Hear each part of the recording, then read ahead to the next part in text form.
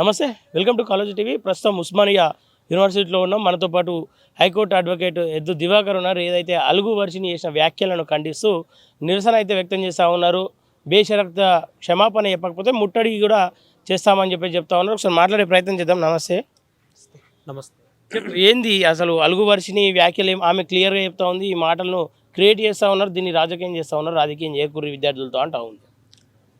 అంటే ముఖ్యంగా ఏంటనంటే ఆమె గురుకుల కార్యదర్శిగా అయినప్పటి నుంచి ఈ సంవత్సర కాలంలో చాలా కాంట్రవర్సీస్ వచ్చినాయి. ఏదన్నా ఒకటి తప్పిదం జరుగుతుండొచ్చు కానీ ప్రతిసారి కూడా ఆ తప్పు ఎదుటి వాళ్ళదే అంటే కూడా కాదు కదా. ఓకే. కాబట్టి ఆమె ఇంతకుముందు కూడా ఈ మధ్య కాలంలోనే మేము కూడా అందరం గురుకులాల్లోనే చదివినాం. 5వ తరగతి నుంచి 12 ఇంటర్మీడియట్ వరకు మేము గురుకులాల్లో చదువుకున్నాం. కాబట్టి విషయం ఏంటంటే గురుకులాల్లో ఏంటంటే మనకి ఒక భిన్నమైనటువంటి వర్గాల నుంచి పిల్లలు వస్తారు. దళిత వర్గాల నుంచి, కొంచెం నిస్సహాయతమైనటువంటి వర్గాల నుంచి, బాగా ఇన్ఫీరియారిటీ ఉన్నటువంటి వర్గాల నుంచి మన గురుకులాల్లోకి వస్తారు. ఆ వచ్చినటువంటి పిల్లలకి కొంచెం ధైర్యం ఇచ్చి మంచి చదువు చెప్పి వాళ్ళని ఉన్నత శిఖరాలకు చేర్చాల్సిన బాధ్యత వాళ్ళ టీచర్ల మీద, దాన్ని పర్యవేక్షిస్తున్నటువంటి కార్యదర్శి మీద ఉంటుంది సహజంగా.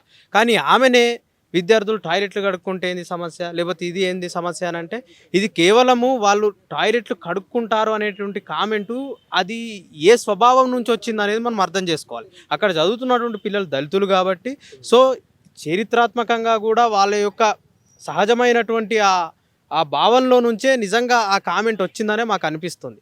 లేకపోతే వేరే విద్యార్థులు ఉంటే ఈమె కామెంట్ చేసేదా, లేకపోతే ఇంకా వేరే వర్గాల విద్యార్థులు ఉంటే ఈ కామెంట్ వచ్చేదా? పిల్లల్ని ఒక గౌరవప్రదమైన, ఒక డిగ్నిఫైడ్, ఒక నేచర్లో వాళ్ళకి చదువు చెప్పాలి. అంతేగాని మనము గ్రామంలో ఇప్పుడు వాళ్ళ తల్లిదండ్రులని వాళ్ళు చూసుంటారు, లేకపోతే వాళ్ళ పరిస్థితులను వాళ్ళు చూసుంటారు. స్కూల్లో కూడా నీకు ఆ వివక్షత పూరితమైనటువంటి పరిస్థితి ఉంటే విద్యార్థి మానసికంగా ఎట్లా డెవలప్మెంట్ జరుగుద్ది? కాబట్టి ఏమంటా ఉంది, దీన్ని రాజకీయం ఎందుకు చేస్తూ ఉన్నారు? నేను అన్న ఉద్దేశం వేరు, దీన్ని చిత్రీకరించే ఉద్దేశం వేరు అని చెప్తా ఉంది ఆమె. ఎవరు రాజకీయం చేయలే, నువ్వే రాజకీయంలోకి వచ్చినావు. నీ పని నువ్వు చూసుకోవాలి. ఫస్ట్ నువ్వు ఒక అధికారివి, నువ్వు అధికారివి. నీ ట్రైనింగ్లో కూడా చెప్పి ఉంటారు ఎట్లా ఉండాలి, ఎట్లా చేయాలి అనేటువంటి. నువ్వు అనవసరమైనటువంటి కామెంట్లు చేసి దీని రాజకీయాల్లోకి రాగద్దంటే ఏమై బాబా, బయట వ్యవస్థలకి పని లేదా? విద్యార్థి నాయకులు మాకు పని లేదా? లేకపోతే మీడియాగా మీకు పని లేదా? అనవసరమైనటువంటి వ్యక్తులను ఎందుకు రాజకీయాల్లోకి లాగుతారు? నువ్వు వచ్చినావు, నీ నోటి దూల, నీకున్నటువంటి అహంకార భావం, నీ విచ్చలవిడితనం, నీ మాటలు, దానివల్ల నువ్వు అనవసరంగా వచ్చి ఇందులో పడ్డావు. ఎవరు కావాల్సుకొని లాగరు కదా. ఏంది మరి మీ డిమాండ్ ఏంది? ఒకటే డిమాండ్ చేస్తూ ఉన్నాం, తక్షణం ఆమెను సస్పెండ్ చేయాలి. ఈ మధ్య కాలంలో కూడా కొంతమంది పిల్లలు ఎగ్జామ్ రాసినీకి వచ్చారు, ఈ నీటు, ఐఐటి. ఇది ఇంతకుముందు ఎట్లా ఉండేదంటే సిస్టమ్, ఇంటర్మీడియట్ ఐపీ ఎగ్జామ్స్ అయిపోవడంతోటే ఈ కోచింగ్కి సంబంధించిన విద్యార్థులందరినీ కూడా స్కూళ్ళలోనే పెట్టుకొని కోచింగ్ ఇచ్చి ఎగ్జామ్ రోజు సెంటర్కి తీసుకుపోయి ఎగ్జామ్ రాపిచ్చి మళ్ళీ ఇంటికి పంపించేటోళ్ళు. అది ఇంతకుముందు ఉన్న సిస్టమ్. ఇప్పుడు ఈమె ఏం చేసిందని అంటే, ఆ ఎగ్జామ్స్ అయిపోవడంతో పిల్లలందరూ తల్లిదండ్రులకి ఇంటికి పంపించేసింది. వాళ్ళు ఎక్కడెక్కడో తెలంగాణ నలువైపులు ఉంటారు కదా, వాళ్ళందరికీ సెంటర్లు హైదరాబాద్లో పడతాయి. వాళ్ళు అక్కడ నుంచి వచ్చి ఇక్కడ హైదరాబాద్లో ముందు రోజే వచ్చి ఎక్కడ ఉండాలో తెలియక, ఏం చేయాలో తెలియక, మళ్ళీ ఇక్కడ ఎక్కడో దగ్గర వాళ్ళు షెల్టర్ని ఏర్పాటు చేసుకొని ఉండి తెల్లారి ఎగ్జామ్లు రాయించుకొని మళ్ళీ వాళ్ళ సొంత గ్రామాల్లోకి వెళ్ళి, మొన్న ఏదైతే ఐఐటి కావచ్చు, నీట్ కావచ్చు, ఎంబీబీఎస్లో ర్యాంకులు సాధించిన వాళ్ళందరూ కూడా, గురుకులాల నుండి వచ్చిన విద్యార్థులందరికీ కూడా అవార్డు ఇవ్వడం జరిగింది. అవార్డులు ఇస్తూ కొంతమందికి కొంతవరకు సహాయంగా అమౌంట్ ఇవ్వడం, కొంతమందికి ల్యాప్టాప్లు ఇవ్వడం జరిగింది. ఇదే వర్షిని హయాంలో.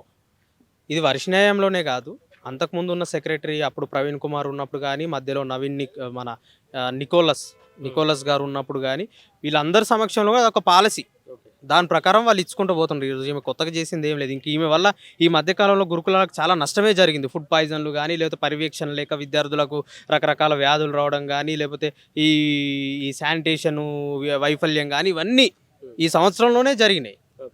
కాబట్టి ప్రభుత్వానికి కూడా మేము డిమాండ్ చేస్తుంది ఏంటంటే, మీరు మంచి ఉద్దేశంతో చేస్తుండొచ్చు, కానీ ఇలాంటి అధికారుల వల్ల గవర్నమెంట్కి కానీ లేకపోతే మీకు కానీ చాలా చెడ్డ పేరు వస్తుంది. కాబట్టి మీరు కూడా ఇలాంటి స్వభావం ఉన్న అధికారుల పట్ల జాగ్రత్తగా ఉండి వాళ్ళు ఇమీడియట్గా సస్పెండ్ చేస్తారో, లేకపోతే అక్కడ నుంచి ఆ విధుల నుంచి తొలగిస్తారో అది మీరు గమనించుకొని చేయాలి. లేకపోతే దీనివల్ల మీకు నష్టం జరుగుద్ది, గురుకులాల్లో ఉన్న పిల్లలకు నష్టం జరుగుద్ది, బయట చూస్తున్న సమాజం కూడా మిమ్మల్ని గమనిస్తుంటుంది. కాబట్టి ప్రభుత్వం కూడా వెంటనే దీని మీద ఒక మంచి అధికారిని దాన్ని కేటాయించండి. ఇంకోటి, ఈమె ఇలాంటి వ్యాఖ్యలు చేయడం కూడా ఇది SC/ST అట్రాసిటీ నిరోధక చట్టం కిందకి వస్తుంది. ఆమె మీద ఎస్సీ ఎస్టీ అట్రాసిటీ చట్టం కింద కేసులు కూడా ఫైల్ చేయాలని మేము డిమాండ్ చేస్తున్నాం. ఓకే, అంటే కార్యాచరణ ఏమన్నా రూపొందిస్తున్నా మరి ఈమె క్షమాపణ ఇట్లా చెప్పకపోతే? తప్పకుండా ఈమె క్షమాపణ చెప్పాలి. అదేవిధంగా ఈమె చేసినటువంటి వ్యాఖ్యలు ఏవైతే ఉన్నాయో వాటికి లిఖితపూర్వకంగా ప్రెస్కు విడుదల చేస్తుందా లేకపోతే చెప్తుందా, ఈమె క్షమాపణ చెప్పాలి. చెప్పని పక్షంలో మేమందరం కూడా విద్యార్థులను కూడగట్టుకొని అటు బయట ప్రజా సంఘాలను, దళిత ప్రజా సంఘాలను, ఇటు విద్యార్థి సంఘాలను అందరినీ కూడగట్టుకొని ఆమె ఆఫీస్ని ముట్టడిస్తాం.